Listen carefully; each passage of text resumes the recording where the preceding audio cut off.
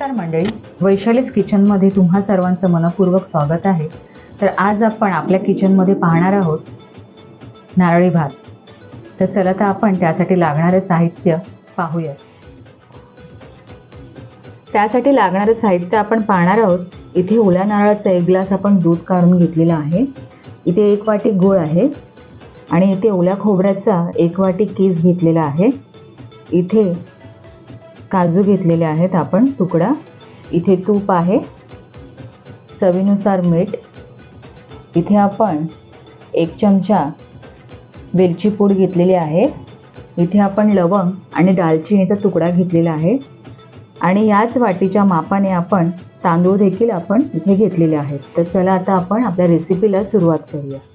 इथे आपण आता 2 चमचे तूप टाकून घेणार आहोत।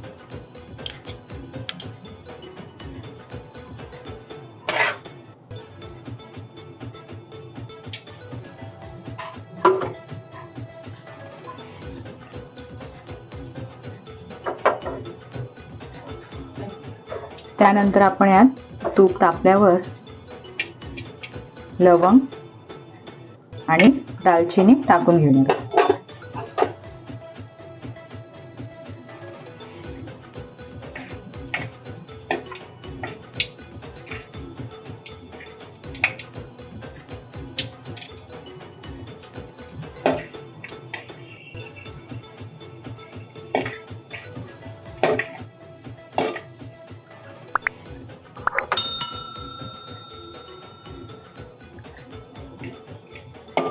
सुगंध यायला लागला की मग आपण यात तांदूळ टाकून घेणार आहोत।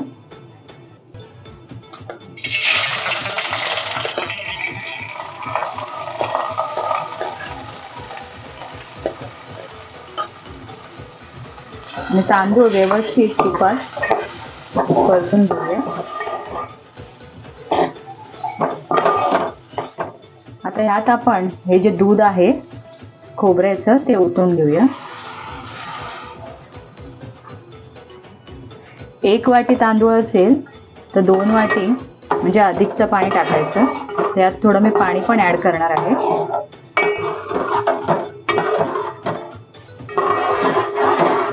छान सुगंध सुटला आहे दालचिनी आणि लवंगचा।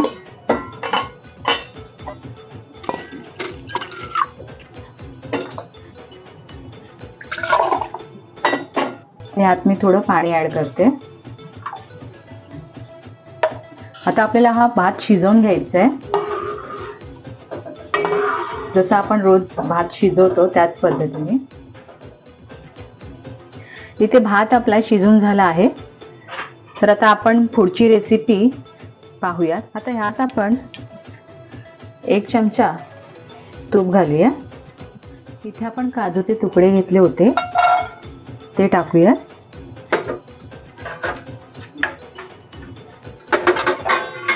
त्याला परतून घेऊया।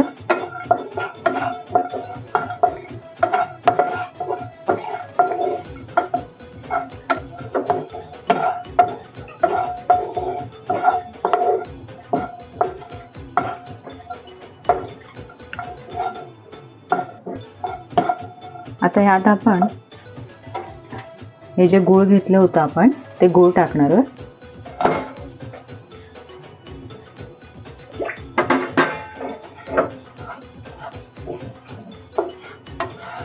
तर हे गूळ पूर्ण आपल्याला विरघळून घ्यायचे।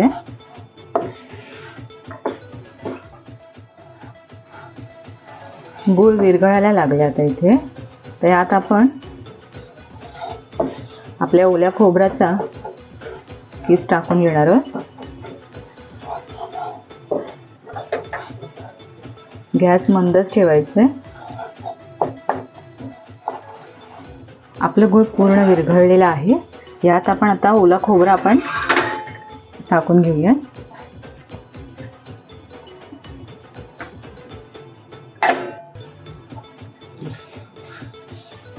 संपूर्ण मिश्रण एकजीव करूया।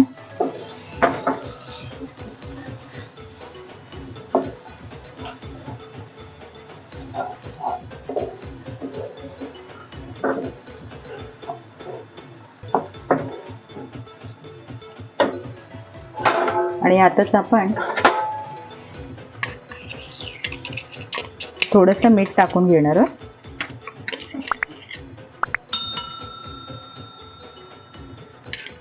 गुळामध्ये मीठ असल्यामुळे आपण थोडंसंच मीठ टाकून घेणार आहोत यात.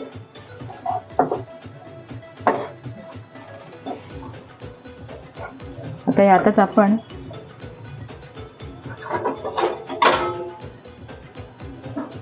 भात टाकून घेणार आहोत.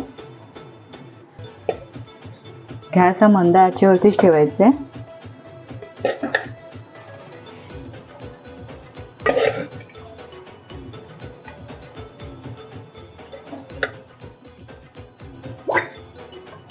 आता आपण यात वेलची पूड घालणार आहोत.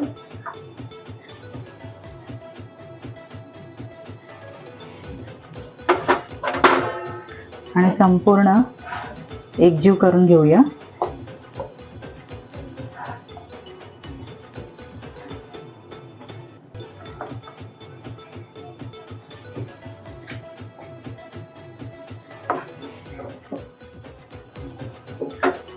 आता आपण 5 मिनिटांसाठी ह्याच्यावर झाकण ठेवून वाफ देऊया. मग आपली रेसिपी ही तयार झाली नारळी भाताची.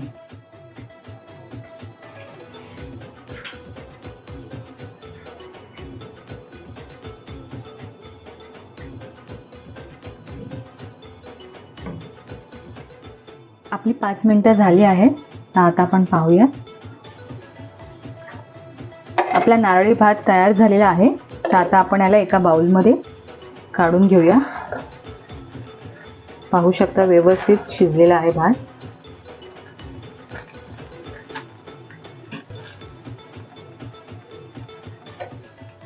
आता या बाउलमध्ये आपण भात काढून घेऊया.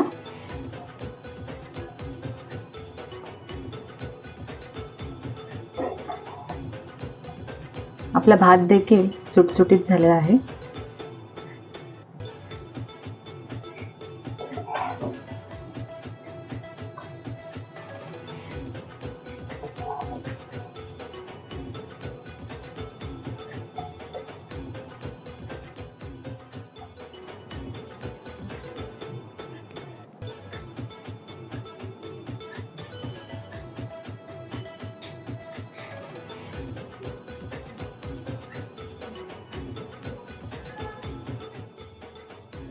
नारळी भात आपला तयार झालेला आहे.